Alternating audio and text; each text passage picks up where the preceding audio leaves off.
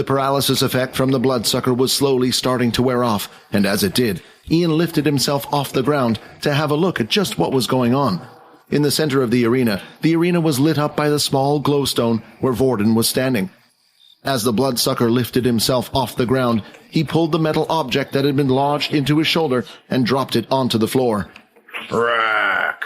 Instead of going in straight for an attack and charging in, though, the bloodsucker dug its claw into the wall and started to climb upwards.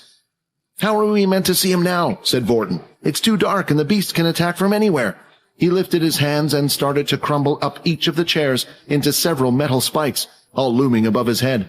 The other spears that were targeted had managed to penetrate him, going through his body and sticking him to the ceiling of the dome. However, the hole marks that could be seen in his body quickly healed up. "This thing, why isn't it dead yet?" Vorden said. Its eyes were slowly adjusting to the light that had surrounded Vorden, and now it could see the spikes as it left his side. The bloodsucker continued to move forward, avoiding each and every spike thrown at it. Then, when it was close enough, it swung its claw out.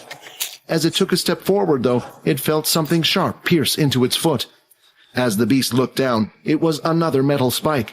It looked in the distance and noticed that Ian had managed to recover. Suddenly, though, tears started to fall from the little one's face. Now that the beast was close enough, the light from the stone shone and revealed the face and clothes of the beast. The beast in front of him was wearing the same uniform, and although it didn't look exactly like Quinn, it had similar qualities in its face. He didn't know what happened to make Quinn turn into a creature like this, but he could feel that the beast and Quinn was the same person. "What are you doing?" Ian shouted. "Kill it!" Ian then pulled out his trusty dagger, ready to attack. But when he looked in front of him, the beast had vanished from his view. The next second he was staring up at the ceiling, with his back on the floor. Then when he looked down at his body, his legs were now completely detached from himself, blood pouring from them. The bloodsucker then dragged the top half of Ian's body away into the hallway out of the arena, afraid that the other person might disturb its meal. The students had just been informed that the portal expedition that was meant to be going on today would be cancelled. Layla had been planning to confront Peter on the situation, especially since he had been acting so strangely, but before she could even get to him, he had already run away. "Come on, Aaron, let's go find out what he's hiding," Layla said. But as she took a few steps forward, she noticed that Aaron wasn't following her. "I have no need to get involved in your affairs," Aaron replied. "You and Vorden are clearly the strongest in the class, and if you want to outperform the others from the other classes, you're going to have to team up with each other." After hearing Layla's last words, her eyes suddenly lit up. "Let's go find that rat." As they continued to search for Peter, they still couldn't find him, but they did find a group of people who might have known where he was. It was Earl and his group of 5 other boys. "Haven't I seen them hang around with Peter a few times at breakfast?" The group were inside one of the training centers. If Layla was on her own, she would have never approached the group, but she had Aaron by her side. "We're not here looking for trouble, just wondering if you knew where Peter was," she said, putting on a fake smile. The group looked at each other and started to laugh. "Peter?" Earl said. "I wouldn't be surprised if that kid tried running out of the city by now. Anyway, buzz off, you two. We're not saying a single thing. If you want to find Peter, then go find him yourself." Aaron then started to walk up to the group of 5. "I don't want to waste any more time." Before the other students could even react, she had already thrown the ice spear, hitting Earl on his shoulder and pinning him against one of the drums that were used to show a student's power. As Earl's body landed on the drum, the number started to rise until it eventually stopped at 20. The group watching this knew she was strong, but the machine had only confirmed their fears. However, she didn't care. She then placed both of her hands on the ground, and a trail of ice started to appear, traveling across the floor, eventually reaching the group's legs and freezing them all in place. "Now, which one of you is going to tell me what I want to know first?" Aaron said. "Wait, I'll tell you everything. I don't know where Peter is. He was meant to meet us here a while ago, but he never showed up." "Peter, we're not sure exactly what happened, but we heard he pushed Vorden into a portal. That's all we know. We don't know why Quinn is missing as well." Of course, Earl was the one who was behind everything. He and his group had given Peter the instructions to push Vorden into the portal. When they had heard the news that 2 students were missing and confirmed Vorden was one of them, they thought Peter had done what he asked. Unknown to them, Peter hadn't actually pushed Vorden, but Quinn instead. "The ice will melt in a couple of hours, or maybe someone in the room with an ability can help you. That's your punishment for making me wait, instead of telling this girl what she wanted straight away." As Aaron walked off, exiting out of the training center, Layla quickly followed behind her. Thanks for that." "That wasn't for you. I just hate it when guys think they're better than us. Better show people like that their place." Just then, though, as the two of them were about to exit through the doors, the door opened inward and a familiar face was seen. It was Peter. Immediately seeing Layla standing there, Peter went running off, but Erin had reached out and grabbed him by the collar, pulling him back. She then slammed him up against the wall. Before he could even think about running away again, she placed her hands on his and started to freeze him. "Peter, tell us the truth. Did you really push Vorden into the portal?" she asked. "What are you going to do, hit me?" Peter replied. "Because trust me, I have already had my fair share of pain. Whatever you plan to do to me, go ahead." Erin then started to form a small little needle-shaped ice pick in her hand. "Really, I'm sure there are a few places I could stick this in which would leave you wishing you'd kill yourself." "Peter, I thought they were your friends. You know, every day Quinn would ask about how you were to me. Why didn't you just tell him, or even just tell us what was happening?" "You don't know what would happen if I told you guys. You go beat them up, then what? They would just come back for revenge. But do you think they would go after you, Erin or Vorden? No, of course not. They would go after me." Peter then started to break down into tears. "I didn't want to do it. I didn't have a choice." Layla had clenched her fist and was ready to punch Peter in the face. Seeing Peter's tearful face, she dropped her hand down to her side. "You're not even worth hitting, Peter. You disgust me." She then turned and walked off and had one last word. "You always have a choice." Inside one of the meeting rooms located in the first-year building, a meeting had been called. Currently sitting at the head of the table was Nathan, and by his side was Faye, who had been in charge of the investigation of the missing two students. As they waited, several other teachers started to enter the room. Dell, who was Vorden and Quinn's homeroom teacher, Leo, who was the beast weapons teacher, and finally Haley, the school's doctor. "Faye, would you please inform the others of why they have been called here today?" Nathan asked. Faye then stood up with a report held in her hand. "As you have been made aware, 2 of our students have gone missing, and due to that, we have had to delay the first year's outing. However, if this was a simple missing persons case, we would not have called you all out here today." Faye then pressed a button on her controller, and a hologram appeared, revealing a certain planet, and around it there were 2 moons. The missing students seemed to have entered into a portal, but not just any portal, a red portal. How or why we do not know, but one of the students was Vorden Blade, an original from a powerful family. The mission is not to bring him back alive, but to at least bring his body back. That way the family can say their goodbyes, and it should calm down their anger. "What about the other student?" Leo asked. "The other student is not a priority. He goes by the name of Quinn Talon, a weak level 1 with no family, or an orphan. There is no need to worry about him." "Do you know where the portal leads to?" Haley asked. "As you can see in the diagram, the red portal leads to an abandoned planet named Pyoletic. It was one of the very first planets the human race had ever created a shelter on. It was safe for the most part, but as the place was filled with weak beasts. However, that was until a year had passed and nightfall had come. Beasts stronger than we had ever seen before came and attacked the shelter. We had no choice but to abandon the place," Faye explained. "This is why we have called you 4, Nathan said as he stood up. "The 4 of you will head out through the red portal immediately. Don't worry, our latest reports say that the beasts that attacked the shelter have long since moved on. The place is mostly filled with Rataclaw scum and the odd intermediate beast here and there." Dell slammed his fist onto the table. "Why should we risk our lives for a couple of students who may have just jumped into the portal themselves? Would you like to be the one to go to the Blade family and explain to them why their son has died and gone missing? How, even though we insisted on these watches to keep track of where they are, we still weren't able to keep an eye on them?" Nathan said. "This is an order, not a request." Meanwhile, Layla was still worrying over Quinn. "Don't worry too much," Erin said. "If Vorden is with him, he will protect his friend." But she was more worried that Vorden might be used as an emergency ration during the trip, more than anything. As they were walking through the hallway, they noticed that a group of students were gossiping, and as they walked past, they heard Vorden's name being mentioned. "What did you say?" Layla asked. "Would you mind repeating that?" "We were just talking about the missing students. Dumbo here has the ability of super hearing, and had heard in the meeting saying that Vorden was stuck on a red portal planet." "Do you remember anything else? The name of the planet, if another student went with them?" Erin said. Yeah, they said the planet's name was Pyoletic, and they said something about Quinn being there as well." Layla then got out of Dumbo's face and immediately started rushing towards her room.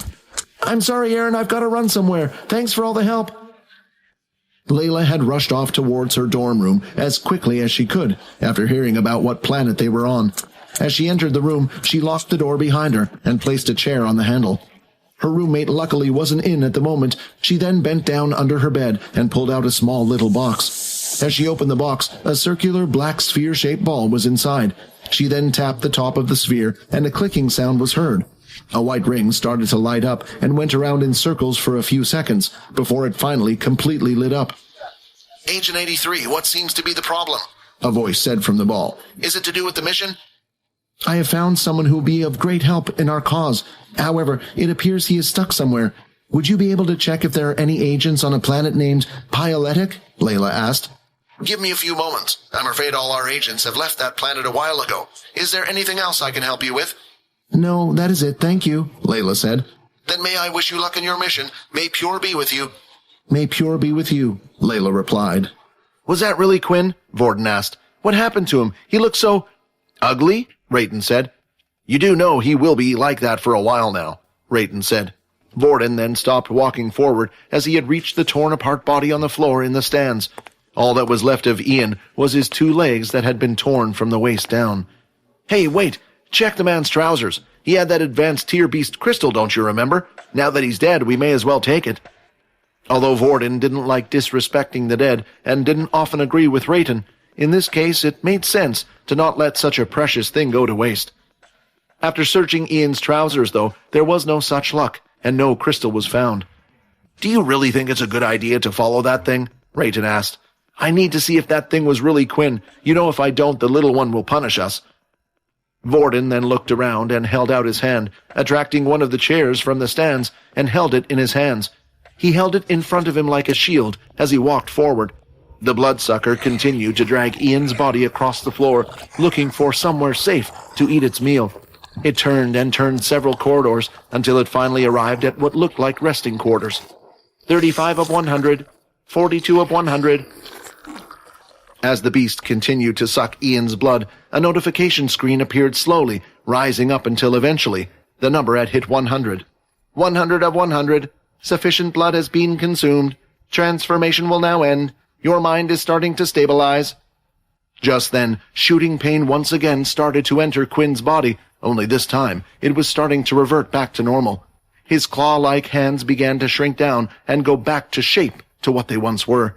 His incredibly tight skin softened around his body and face. His ears were no longer pointed, and his teeth too returned to normal, and finally the white in his eyes could be seen once again. Then images started to flash into his head, everything that he had done while he was the bloodsucker. Even though he had no control, he felt like he was there every step of the way. Vorden, what's he doing here?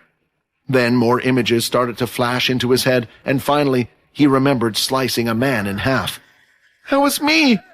First human killed. High-level user detected. Reward, instant level up.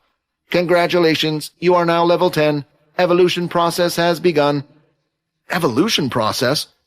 Just then, Quinn's heart started pounding harder than before. His veins all around his body started to show as the blood rushed through. Quinn could feel every little part of his body, but it wasn't a nice feeling.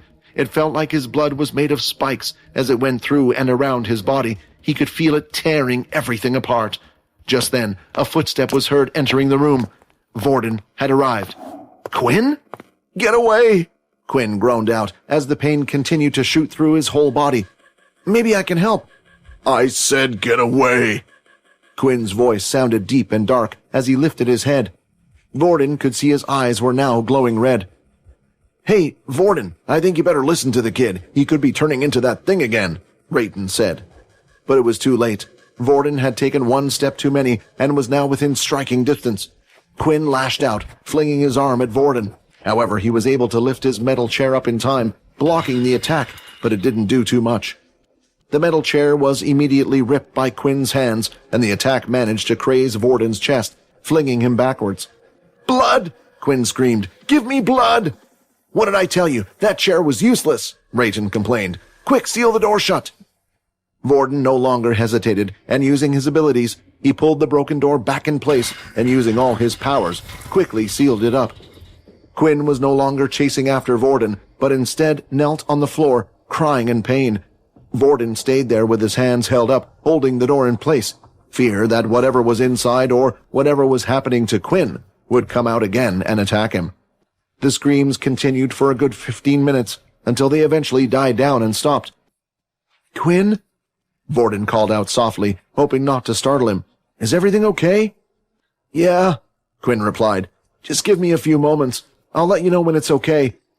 "Congratulations, evolution was successful. You are now a vampire. Level 10. Race, vampire. 0 of 100 EXP. HP 60 of 60. Strength, 15. Agility, 15. Stamina, 15. Charm, 5. Blood family bonus, 0.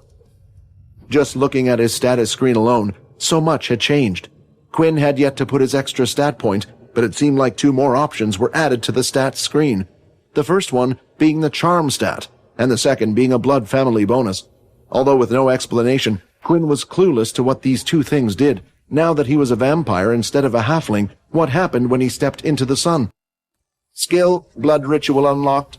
0 of 2 members. New skill, daze. This skill has no cost and can be used on the opponent to stun them between 0.2 seconds and 0.5 seconds at a time. Must have direct eye contact with the opponent. The skill has a chance of failing, depending on the strength of the enemy and on the user's charm points. The more the skill is used on an opponent, the higher chance they have of resisting. But the messages didn't stop there. Shop has been unlocked. New tutorials have been unlocked. System level 2 will now activate. "Congrats," the man said. "You have now officially joined the family. I thought maybe a simple human wouldn't be able to make it this far, but it looks like my little experiment was a success. Now that the system has been upgraded to level 2, I had a good friend of mine install an AI system with my voice. It's amazing, right?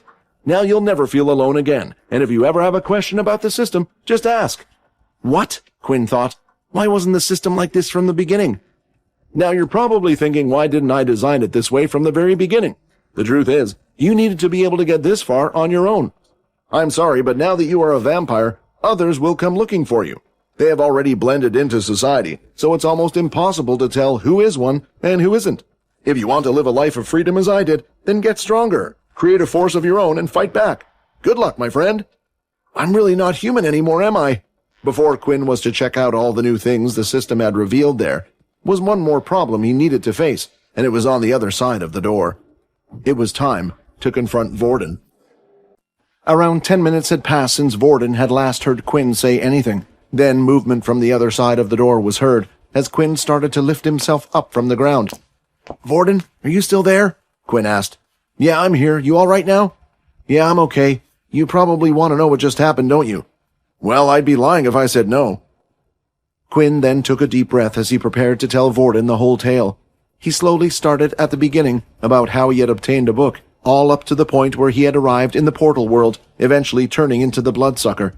There were some details he decided to leave out, though. There was silence between the two for a few moments as Quinn finished the story. "You know, I knew you were different from the moment I met you," said Vorden. "What do you mean?" Quinn asked.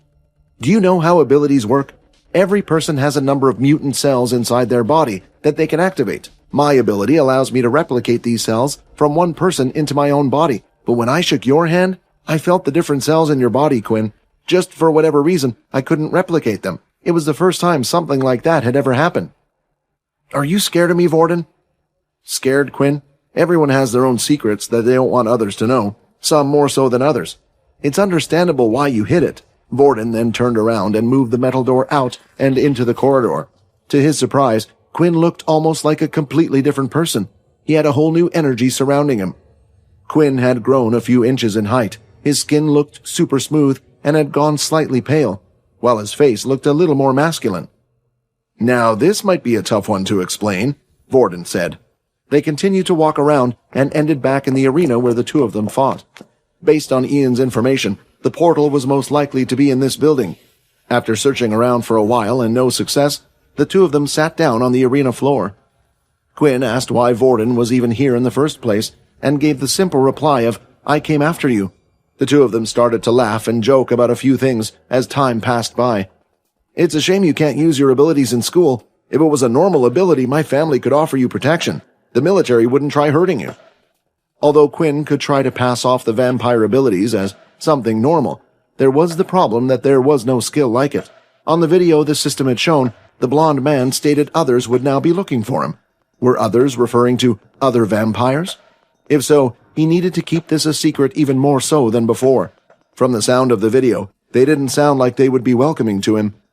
Then something clicked in his head. There was something he could learn that wasn't part of his vampire skills. The level 6 ability book, the Shadow Book. While Vorden continued to search the arena for some type of secret exit, Quinn was pretending to look for one as well while walking around. "Would you like to take out the level 6 Shadow ability book?" This time, rather than a monotone robotic voice the system usually played in his head, it was the annoying, energetic blonde man's voice. "Inspect. Level 6 Shadow Book can only be learnt by those that have been blooded." Blooded? Was that another name for vampires, perhaps? It started to make Quinn ask more questions about the book. Why did the military keep such a high-level book locked away? He had never heard of someone possessing a shadow ability before. Just then, the annoying voice was heard again. "So it looks like you want to learn more about the book, huh? Please?" Quinn said while gritting his teeth. "Your guess is correct. Blooded refers to those that have been blessed or cursed, whichever way you want to look at it, with vampire blood. It doesn't matter if they're a halfling, a vampire lord, or even a ghoul. As long as they possess some of the vampire's blood, they are able to learn these abilities. Do you know why the book was here?" "I have no clue." "Is this the only ability book vampires can learn? And can vampires learn more than one ability?" "Just like humans, vampires are only able to learn one ability." Quinn had asked the AI more questions, hoping to get an answer it had no clue and would just reply back with sarcastic answers. With that being said, there was one person in the room that was knowledgeable about these things, and he might just know about the shadow ability. "Vorden, have you ever heard of an ability that uses shadows?" "Shadows? Honestly, my gut instinct would be no, or at least not the world anyway. But you were honest with me, so it's time I'll be honest with you," said Vorden. The two of them then sat down a few chairs apart in the stadium. "Remember when I said earlier how I kept an eye on you because I couldn't copy your ability? Well, you're not the first one, or not the first one in our family," said Vorden. "As you know, I'm an original, so our powers have been passed down from generation to generation for hundreds of years. In my great-grandfather's journal, there was a time he said he had come across another user with an ability. Now back then this was rare. The whole world still didn't know humans had super capabilities. But each time we would come across one, my family would log it, especially since our ability relied on others." "So is that why you were so interested in me?" "When you say it like that, it sounds a little strange. I assure you I don't think of you in that way," Vorden said awkwardly, but then his face went serious. "Now that I told you, tell me, how would something the public not know about would you know about?" At the moment, Quinn lifted the ability book in his hand. "Whoa! You actually found it! Well, what are you waiting for? Let's learn it now. We have all the time in the world, and we're stuck here doing nothing." "Well, I really did want to learn it, but the problem is if I did, others would be after me, just like they would for the vampire ability." Vorden started to think long and hard if there was anything he could do to help him. Then his master plan came to him. "I think we can use the situation we're in to your advantage," said Vorden. "The school must know by now that we have been sent to another planet. You can just say you found the book here, that you learnt it for your survival. They'll know you're level 1 trash." Vorden paused for a moment after saying those words. "I mean, they all think you're just a level 1, right? I'll say while we were in the portal world I protected you, and as payment, after learning the skill, you decided to hand the book over to me. That way the people will no longer be bugging you for it, but my family instead. Are you sure your family will be okay with that?" For a split second, Quinn thought he had seen Vorden's face drop, but then he blinked and looked again. It was completely normal. "Now, what I'm about to tell you, they would probably teach you at the school later on anyway." Vorden then started to use the magnetism ability he had obtained from Ian. He pulled over a small bolt and began to levitate around in his hand. Everyone knows about the power level system. There are 8 levels in total. These levels are actually determined by how many mutant cells you are able to activate in your body, and not actually determined by strength. But if the power levels don't actually determine strength, then why the test when we started school? Quinn asked. The test the military gives you is actually to put you into the subcategories they created, the 1.1, 1.2, etc.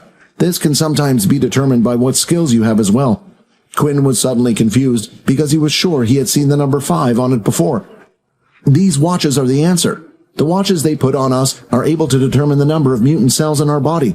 And now that brings me to your book, Vorden said as he pointed towards it. Not everyone can activate a high number of cells. It might take a while before we can tell if you have the ability to learn it or not." It sounded harsh, but what Vorden was saying was true. He had heard examples of rich CEOs who had bought their kids high-level ability books, only to be disappointed when they weren't able to succeed. The higher the ability book, the more information it would reveal about the method used. It was the fact that your soul weapon also had something to do with the number of mutated cells in your body as well. This would determine how strong of a soul weapon you had. The example Vorden gave was Momo. Although Momo's ability wasn't too strong in a fight, his soul weapon was incredibly powerful as a level 6 ability user. Vorden had explained that learning a level 6 ability book of the Bat would take months to learn, but while here, they could get a head start. But Quinn thought differently. There was one thing Vorden didn't know, and it was that his vampire abilities also worked like a system. "Would you like to learn the level 6 shadow ability?" "Yes." The book then lifted into the air, and the pages started turning and flashing in front of him. Vorden stood on the sideline and took a step back. He had never seen anything like this happen before. Once all of the pages of the book had been flipped, it disappeared and vanished into thin air. Vorden immediately rushed over to Quinn, who was holding his head with his hand. "What happened? Are you okay?" Vorden asked. "Yeah, I'm fine." "Congratulations! You have learned the level 6 shadow ability. You have now unlocked the Shadow Skills tab. You have unlocked the Mutant Cell stat. 10 skill points have been added. New Shadow Skill Dimensional Storage has been activated. New Skill Shadow Control Level 1 has been added." The ability book had vanished once again, just like the old book he had received. This time he had also been given an entirely new tab that was dedicated only to his shadow ability in the system. "Hey Quinn, what's wrong? Did something happen? Where's the book?" Vorden asked. Quinn then went to tap his head a couple of times with his finger. "Inside?" said Vorden. "What do you mean it's inside your head?" Quinn nodded. Vorden was surprised, but at the same time, not. He had learned so many crazy things today, and this one was probably one of the least shocking. Vorden didn't ask too many questions, and gave Quinn a few moments to sit down and rest. He didn't really understand what he meant by it was all inside his head. Of course, this was Quinn's way of getting around telling Vorden it was a system. Status: Race: Vampire. Ability: Shadow. HP 55 of 55. MC 100 of 100. Strength 15. Stamina 15. Agility 15. Charm 5. System: can you explain the MC stat to me? The MC stat is how many mutant cells you currently have in your body. Every time you use your ability, the MC numbers will go down, but worry not, for it will auto-regenerate itself over time. With that said, Quinn decided to put his stat points into strength and agility, as he had been doing so far. Strength 16. Agility 16. While Vorden was still giving him space and walking around the room, it also gave Quinn the time to check out a few of the other things he had unlocked earlier. To the side of the screen, it showed his inventory, where he had 16 basic tier crystals, 1 intermediate crystal, and also an advanced tier crystal as well. He didn't know when he had obtained them, but at some point he must have done. Was it while I was a bloodsucker? But Quinn couldn't remember killing anything other than Ian. It was the only explanation. When he had murdered Ian, did all his crystals transfer over into his system? The section to the right allowed him to select the item. He first chose the Rataclaw crystals. The shop auto-sorted itself and gave a message in the center. No items can be made with these crystals. Then, when selecting the other 2 crystals, items had appeared up in the center this time. Although these items were still grayed out, Quinn now knew the reason why. 3 intermediate crystals required to create this item. After searching through the shop more, he realized there were some weapons and items that only needed a number of crystals. When selecting the advanced tier crystal, the shop auto-sorted itself once again, and a ring was shown on screen. 1 of 10 advanced tier Deathbat crystals. Effects: allows the user to walk in the sun for 3 hours without being affected by the sun. This was a fantastic discovery. While Quinn was planning to create an outfit that completely blocked out the sun, there was a ring in the shop that had the same effect. The only problem was, it required him to kill 10 of these Deathbat, which were advanced tier beasts. Then there was a second problem. Beasts, especially on the higher tiers, were quite specific to what planet they lived on. Then a question hit Quinn's mind. Crystals could only be turned into one type of item, which all had the same effect. The quality of the item created would depend on the crafter, but if the item was destined to be a ring, a sword was unable to be crafted from the same type of crystal. Did Ian know what item the Deathbat crystal would give him? And if so, why would Ian need such a thing? Dimensional storage. This skill will allow the user to store items into its shadow storage. As long as there is a shadow nearby, you can take out and put in items as you wish. This includes your very own shadow underneath your feet. If only I had this skill sooner, Quinn thought. While Quinn's system allowed him to store crystals and specific ability books inside, it did not allow him to store anything else, so the dimensional storage was a great skill to have. Shadow Control Level 1 allows the user to control their own shadow. The description was short and didn't really reveal much. Even if he could control his own shadow, what use was that? Quinn then looked at the skills tab again. At the moment, he was able to see 10 skills in total, while the rest were covered. Next to each skill was the number. Shadow Cloak Level 1, 10 skill points to unlock. There were multiple skills, but the Shadow Cloak was the only one that he was able to unlock right now. His excitement got the better of him, and as long as he could unlock the other skills later on, what was there to worry about? You have successfully unlocked Shadow Cloak Level 1. This skill allows you to use your own shadow to surround you into the darkness. Your opponents will struggle to see you depending on their level of perception, best used in the shadow or at night. It wasn't exactly what he was expecting, but it seemed like it was a type of invisibility cloak, one that would work well on beasts that were weak but not those of a higher level. Quinn then stood up from the ground and was ready to test out his skills. He could see that Vorden was still walking around the stadium, seeing if he could find anything. It was hard for Vorden to see due to the lights being broken, and he didn't have the same type of vision as Quinn. That meant the whole room was dark. Perfect. Shadow Cloak activated. -1 MC for every 10 seconds of use. His own shadow below started to lift up from the ground and slowly crept up his body, from his toes to his knees, all the way to the top strands of hair on his head. As Quinn walked around the arena, he could see that his MC stat was like a bar. While using the skill, it was slowly going down. Vorden immediately jumped back and attracted a chair into his hand. Vorden went to repel the chair, throwing it in Quinn's direction. "Hey, wait, it's just me," Quinn said, as he deactivated his skill and could be seen ducked down. "What the hell, Quinn? You almost gave me a heart attack. Do you not remember just seconds ago I was fighting to the death against you?" Vorden complained. "I've been on high alert since." "Sorry," Quinn said, as he let out a little nervous laugh. "But man, you already know how to use the shadow ability already? And that seemed like a skill?" Vorden asked, amazed. "Like I said, when I read that book, it seems like all the information was inserted into my head. All I have to do is think about it, and I can do it." Vorden then walked over towards Quinn and took out his hand. "Do you mind this time?" Vorden asked. "Sure, go ahead." "An ability has been detected. Ability has been blocked." "What's the meaning of this?" Quinn asked inside his head to the AI system. "The system will try its best to do whatever it can to help the user. It will tell you when abilities are being used on you and all sorts." "Can I temporarily cancel the feature?" Quinn asked. "It's not really a feature. It's just informing you of what your vampire body is naturally doing. Besides, even if the boy could copy your ability, he wouldn't be able to use it." "What do you mean?" "That skill book you used is specific for vampire cells. This is the reason why he can't copy it. Your body structures are completely different. But you could always turn him into a blooded one. Would you like to activate the blood skill ritual?"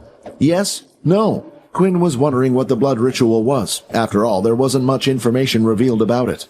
But now that the system was offering for Vorden to become a blooded one, it all became clear to him. It was a ritual that would allow Vorden to turn into some type of vampire. In the end, though, Quinn decided it wasn't his decision to make. "Hey, Vorden, if you had the option, or let's say I could turn you into a vampire, would you?" Quinn asked. "I don't want to hurt your feelings or anything like that, but the answer would be no," Vorden replied. "Being weak for most of the day, sure, it's fine while we're on a planet like this, but besides, what would happen to my ability?" "Yeah, sorry, Vorden, it probably would get rid of your ability," Quinn said. "I just thought I would ask. You might have been one of those types obsessed with vampires." The two of them then started to head down the stadium floor, an area that was designed for combat. They had been looking around the room for an hour now, and it seemed like they were unable to find a place where the portal could be. They needed to make a decision, whether or not to leave the training center and head outside to look for another place. But before deciding any of that, Quinn wanted to get the hang of his new skills. Vorden was also interested and thought he might be able to help, since he had experience with using elemental abilities before. The two continued to do more tests with the dimensional storage. Quinn found out that not only his shadow could be used to gain access to things, but also Vorden's shadow or any shadow cast by the wall and buildings. Shadow control level 1 active. Then inside Quinn's mind, something had clicked. He felt like he had a new set of arms he could control. The shadow underneath his legs was alive and could freely move about. He lifted the shadow, and it was like a dark moving mist that continually surrounded him. I guess the skill is limited to just a shadow around you for now. It's like a level 1 Earth ability, said Vorden. I wonder why it needs so many mutant cells to activate and is considered a level 6. Using the shadow around him, Quinn was able to extend it out and lift the small piece of metal that he pulled from his dimension earlier. It was like controlling another person. Well, now that you got the hang of it, you want to spar a little? Vorden asked. Now the two of them stood opposite each other, ready to have a friendly fight. Vorden this time had a couple of metal balls hovering around him, instead of spikes. Be careful, Quinn. Although these might not be like the spikes, they can still do a lot of damage. It's all right, Vorden. My body can handle it. Not using his full strength, Vorden repelled the ball at a decent speed, heading towards Quinn. The ball left the shadow wall and slammed right into Quinn's stomach, falling to the ground. Ah! Quinn shouted as he tried to breathe in some air. Well, I wasn't expecting that, Vorden said. Try again, Quinn groaned. Let's see how physical attacks work, Vorden said as he moved forward and swung a long metal pipe he had in his hand. Vorden continued to attack with the metal pipe, and Quinn continued to block, moving the shadow in the areas where Vorden was attacking. That's when he realized something. Every time Quinn would hit his shadow, his MC points would go down by a chunk. Then when Vorden was about to attack one more time, Wait! Stop, Vorden! Quinn shouted. His shadow had vanished, and he had run out of MC points. The shadow acted as a type of shield. It wasn't solid enough to block attacks, but would be able to slow them down. Well, I can see why your ability is a level 6 now, Vorden said. I think it's more to do with how freely you can use the shadow, and my example would be the skills. Quinn was happy with the results of the shadow ability, and hearing Vorden talk about made him feel even more confident. With the spar over, the two of them decided that once Quinn was fully rested and his MT points were back, they would exit out of the training center and go exploring again. After all, if they did nothing, they would soon start to starve, and Vorden didn't want another instance where Quinn got too hungry. Suddenly, 4 people appeared holding hands together on the street. As soon as they saw where they were, they immediately let go. Is everyone here? Faye asked as she did a head count. The homeroom teacher Dell was here, although he was still wearing clothing like he was ready to teach. Then there was the doctor, Haley. She was dressed more appropriately, with high-end beast gear all over. She didn't look like her usual self in her white robe, and looked almost intimidating. Then there was Leo. He was wearing light armor that fitted tightly to the skin, similar to Faye. Both of their abilities focused on speed, so it was important not to wear something too heavy. All right, our goal is to find the children, Faye said. The rescue team had arrived. On Dell's back was a fairly large rucksack that looked quite heavy. As he walked with the group, his footsteps stomped the ground and his back was arched. Why do I have to carry this thing? Dell complained. Right now you're the weakest of us 4, right? Faye replied. So if you want us to protect you, it's best that you carry the portable teleporter. Fine, I understand that, but why even the need to bring the portable teleporter in the first place? Isn't the teleporter fine on this end? Dell asked. It's back up, Leo said. Look around you and look at this shelter. It was basically the size of a city. Don't you think they had people protecting it as strong as us? I don't want to stay on this planet for long, and I don't want to find out what destroyed this shelter. Leo walked up front and using his ability allowed him to see an aura around things. A beast's aura was always red, while humans, yellow. It also allowed him to see the aura through most objects, such as building walls and so on, allowing them to avoid any confrontation with beasts. As they continued to walk, Haley had a question on her mind. I've always wondered, which of you two are stronger? Haley asked. The two up front suddenly froze, and Dell looked at Haley like she had no sense of personal questions. Hey, you can't just ask something like that, Dell whispered. It's okay, Faye said. I can easily answer for you. It's Leo. I don't know if you two know this, but we had to practically beg him to join our ranks after the first war. Back then, he was only a private, but he had made so many accomplishments. It was unbelievable. Leo didn't say anything after that, in fact. He never spoke much in the first place. Finally, the group had arrived just outside the training center.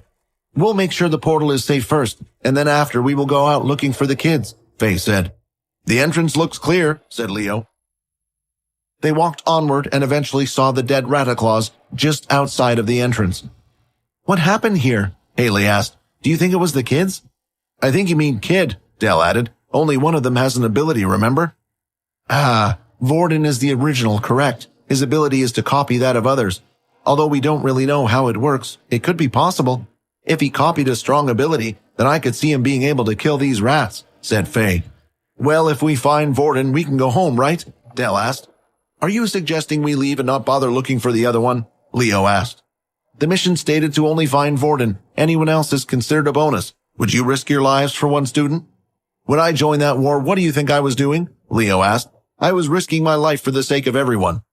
Enough, you two, Faye snapped. Technically, Dell is correct, but I see you are passionate about this.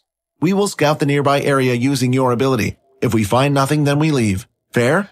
Leo didn't say much and started to walk up to the door. He drew out his katana blade and readied himself. Isn't that door made out of glathrium? It's one of the hardest materials we know of. It's why this training center remained unharmed in the first place, Dell said, chuckling at the idiotic attempt Leo was about to make. I'm assuming you wanted to know why Leo is stronger than I am? Faye asked.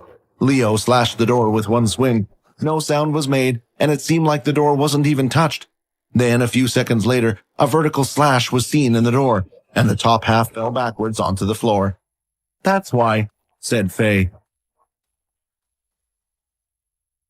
After entering through the glathrium door, they continued to walk in the hallway, which was covered in darkness.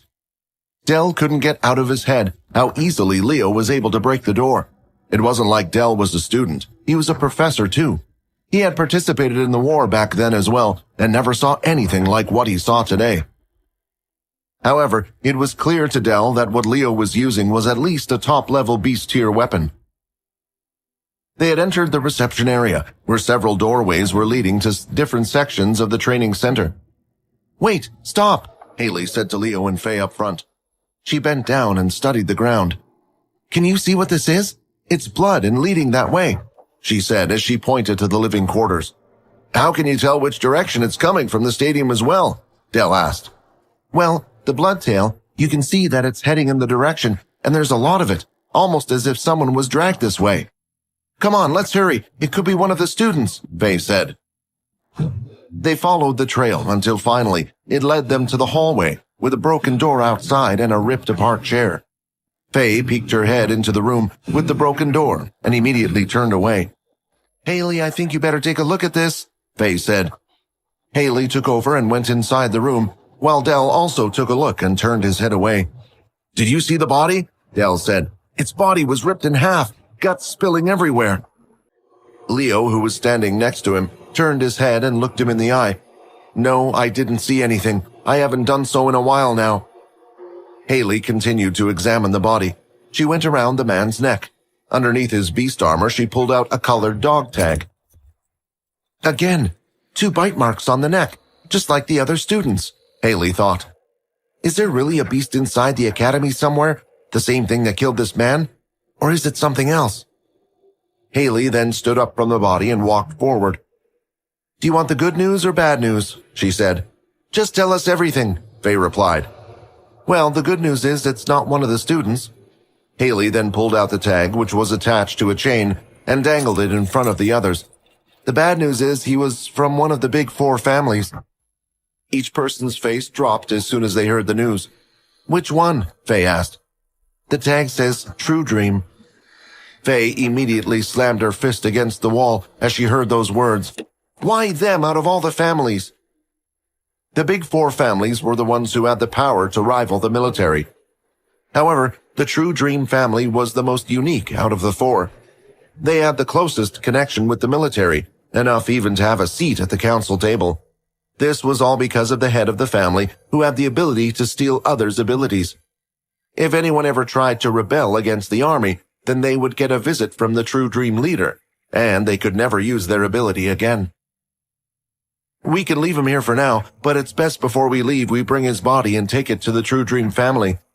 It's a pain, but they should be thankful we brought back one of their own, Faye said. After leaving the body be, They decided to follow the trail of blood back outside and into the stadium. And that's when they spotted the two kids lying down on the floor. "They're here! What luck!" Del said as he ran forward. Haley, Faye, and Del immediately went forward, while Leo was the only one who stayed back. For in the center of the arena, he could see a color of aura he had never seen before, one which was purple. Before the rescue team had arrived, Vorden and Quinn were both sitting down in the center of the arena. "Hey, I just noticed something," Vorden said as he pointed at Quinn's wrist. Quinn lifted his hand and looked at it, and even he was surprised by what he was seeing. The number on his wristwatch was still saying he was a level 1. "I thought you said it would change when I activated my MC points." "Well, that's what's supposed to happen." Vorden then placed his hand on his chin as he thought about it for a while. "Do you think it's because you're a vampire? Just like how I can't copy your shadow ability, the watch might not be able to measure your type of MC in your body." Hearing this news, Quinn was actually a little upset. He was looking forward to being able to use his powers freely. As a level 6 user, people would no longer challenge him just as he walked around the school. But now if he showed he had shadow powers and the number on his wristwatch still indicated 1, they would be just as suspicious about him. "I think it's best if you hide your shadow ability for now," said Vorden. "You've already hidden your vampire abilities for this song. You can hide your shadow abilities, right?" Vorden could see Quinn was a little downhearted by the news he had given him. "Don't look so down," said Vorden. "If we find someone in the school that's good at technology, we can get them to tinker with the watch. Plus, look at the bright side. The military tournament is coming up, and it would be good if you hide your ability until then. Show everyone on the big stage. Besides, if you come back with a level 6 now, they would be more shocked about how you learnt it so fast, so it works in our favor." Hearing those words did cheer Quinn up a bit. Just then, the sergeants and professors had entered the room, and surprisingly, the first person who ran up to both of them was their homeroom teacher, Del. "I'm so glad you're both safe," he said with tears rolling down his face. Quinn and Vorden thought it was sweet and didn't realize the homeroom teacher cared about them so much. But the truth was, Del didn't care about either of them at all. He was filled with tears of joy that they wouldn't have to stay in this scary place any longer. Haley then came over to the two of them and did a general checkup to see if they were okay. "You look a little different from the last time I saw you," Haley said. "You remember me?" Quinn asked. "Of course I do. I remember you taking that girl to my office at that time."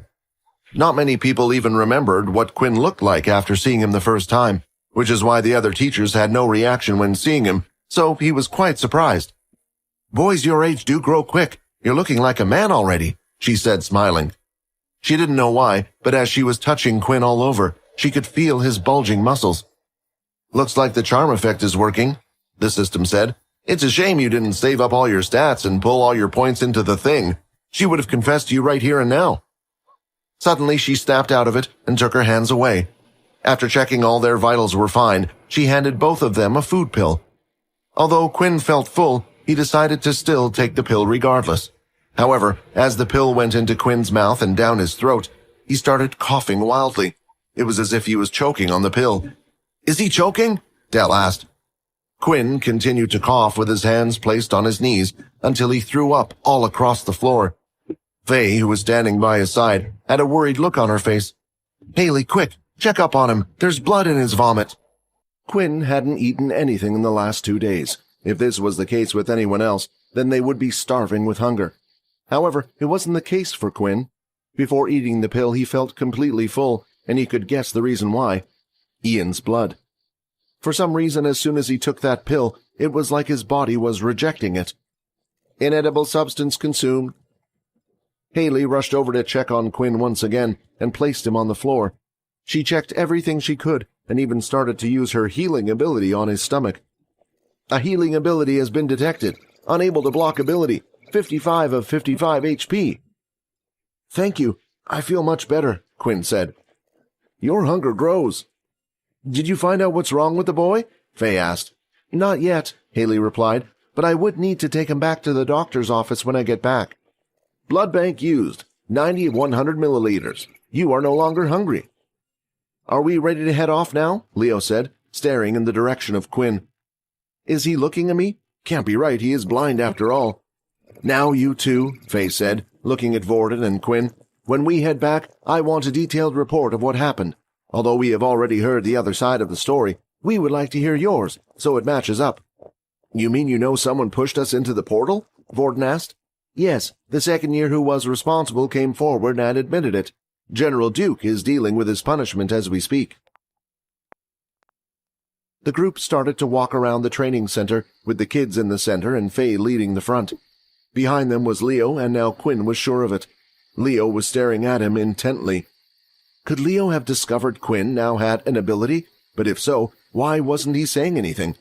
"When we're back at the school, let's have a talk, just you and me. I promise I won't hurt you," he whispered. Finally, they had reached the reception room. At the desk, there was a computer with a passcode machine next to it. Faye input the code which allowed her to turn and log into the computer. After she typed away a few things, a large mechanical sound could be heard coming from the direction of the arena. The group returned from where they had just come, and this time when entering the stadium, rather than just the plain flooring on the arena floor, out from underneath, a large portal had been lifted and placed there. As the group walked closer to the portal, Quinn was beginning to hear his heart beat louder, and he wasn't the only one. "What's wrong, boy?" Leo said. "It's nothing," he replied. But it was a lie. After throwing up the food pill, it was clear to him that his body had changed after the last evolution. He could eat food, and now he couldn't. So what about other changes? Before, when walking into the sun, he would lose half his stats. What if this time he just burnt to ashes?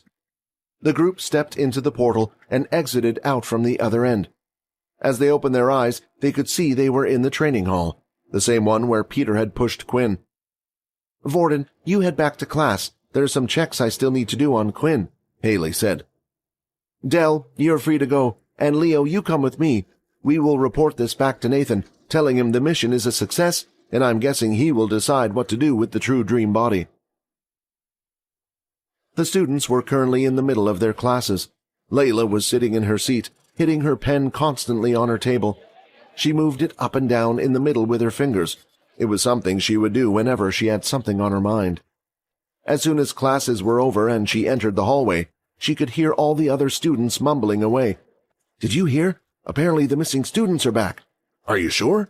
"Yeah, I saw Vorden walking back to the dorms, and Professor Dell was cheering out loudly in the hallway." "Vorden's back, but what about Quinn?" Layla thought. She immediately rushed over to the boys' dorm to see if the rumors she heard were true. She gathered her courage and knocked at the door. A few seconds later, and the last person she wanted to see had opened it. It was Vorden. "Look, let me just get to Chase. Where is Quinn?" Vorden smiled as soon as he saw who was at the door. "He's at the doctor's office." "Thank you," she said as she rushed off. "Wait!" Vorden shouted. As she turned around, she could still see a huge grin on his face. "You're not the only one that knows anymore," he said. "What do you mean?" Layla asked. Vorden then started to walk over to her slowly. The grin on his face was beginning to get creepier by the second. "I'm saying you're no longer special and not needed by him anymore, because I know." Layla turned and continued to run, and as she did, she had the final say. "I guess you're still a crazy boy." She ran and ran until eventually she had finally reached the doctor's office. "Quinn!" she said, surprised. For a moment she had to look him up and down a couple of times. His jawline, his clear skin, and just something about him was pulling her towards him. "What's going on?" she said. "Are you using some type of charm spell on me?" She had read enough vampire novels to know what was happening. Her mind was now running wild with thoughts. "Can you turn this thing off?" Quinn said in his head. "Of course, but I thought you would like this," the system replied. "Of course I do, but if it's like this, she won't really like me. It's just because of the system." "Charm stat deactivated." Suddenly, Layla no longer had the urge. "Are you okay? What happened?" she asked. While no one else was in the office, Quinn proceeded to tell Layla everything that happened in the portal world. "I'm sorry I wasn't there," she said. "I said I would help you, but I couldn't." "Hey, don't worry about it," Quinn replied. "I wasn't expecting anyone to jump in after me. That's practically suicide." "He did," Layla mumbled just quite enough so Quinn couldn't understand what she said. For some reason, she felt like Vorden had one-upped her on the loyalty scale. "Just remember, if you need any blood, you can call me. You don't have to really be on Vorden. she said, as she rushed out of the doctor's office. It was a nice feeling to have people worry about him. For the first time in his life, Quinn truly felt like he had friends. After Haley had given Quinn the all-okay to leave the office, he finally returned to his dorm room. Inside, Vorden was playing busy on a handheld device. "Hey man, is everything all okay?" Vorden asked. "They didn't find out you were a—" He looked around the room before finishing the last words. "Vampire, did they?" "Yeah, everything was fine. She said she could find nothing wrong with me, and my blood levels were normal, so she sent me back." As the two of them were talking away, a beep sound was heard from the door, indicating that it had been unlocked. The door opened, and in came Peter. "Guys," Peter started to say with his eyes watering up. "Get out!" Vorden shouted as he pointed at the door. "What?" "I said get out!" Vorden shouted again. "If you don't get out, Peter, I don't know what I will do to you." "But this is my room as well," he cried. "I don't care. Ask them to change rooms, but you are not staying here." Peter then looked to Quinn for help, hoping he would say something, but Quinn just turned his head away as his body was shaking. Vorden then went to his desk and grabbed a book, chucking it toward Peter, hitting the wall and falling onto the ground. "The next one is going for your face if you don't leave," said Vorden. "Peter, please just go," Quinn said. When Quinn spoke those words, it finally hit him. There was no redemption for him. No matter what he said or did, or even why, they had made up their minds. He was no longer their friend. He opened the door and closed it behind him as he left. With nowhere to go and no one to rely on, he stayed in the dorm room hallway, curled up into a ball on the ground, and cried himself to sleep. The next day, when the two woke up in their beds, they could hear commotion going on outside. As they opened the door, they could see a group had gathered just outside their room, and they were all circling around him. "What happened to him? Look, the floors are wet underneath. Did he cry himself to sleep outside? I thought I could hear something last night." A boy from the group then knelt down and grabbed Peter by the hair, lifting his head off the ground and waking him up. "So, it was you that was waking me up in the middle of the night," the boy said. Before deciding to do anything, the boy looked at Peter's watch and noticed he was a level 1. The boy himself was only a level 2. So he took this chance to show everyone he wasn't at the bottom of the food chain. "If you're going to stay out here like a dog, then you need to learn to shut up," he said as he lifted his hand and slapped Peter across the face. Peter was already defeated at this point. He didn't care what happened to him. What were a few slaps? This pain was nothing. What was the point of fighting back? He would only get hurt more. The only people who had bothered to help him in the past, he had tried to kill them. This is what Peter wanted. He wanted to be punished for his actions. As the boy lifted his hand to slap Peter again, he felt something grab his wrist. Then, before the boy could even turn his head, he saw a fist right in front of his eyes. The punch was so powerful, the sound of his jaw cracking could be heard, and the boy immediately was knocked out and collapsed to the ground. As Peter looked up through his watery vision, he could see Quinn standing there with a look of anger on his face. "I didn't do that for you," he said. "If anyone was treating someone like a piece of like that, I would have done the same." Without even looking at Peter, Quinn walked off with Vorden and headed to the canteen. After breakfast, the group was to go to their homeroom class for the usual morning lesson, before heading to combat classes. Everyone sat in their usual seats, which meant that Vorden and Quinn were sat next to each other with Peter on the side. "They really did come back. I heard they got pushed into a portal by some second year. It's amazing they managed to survive." All of the students were talking about the two who had gone missing for a few days. It wasn't the talk around the school, but was talked about frequently in Dell's class, since the students belonged to their class. "Good morning, everyone. Now that everything's back to normal again, I am proud to announce that your first portal outing date has been confirmed and will now be moved to next week. So please prepare yourselves as best you can. Oh, and remember to practice with your teammates. The same teams that were registered before will be used for this outing." This meant that Peter would be on the same team as the others. Please subscribe to the Pocket FM YouTube channel and press the bell icon for instant notification. Check out our channel for more such exciting shows.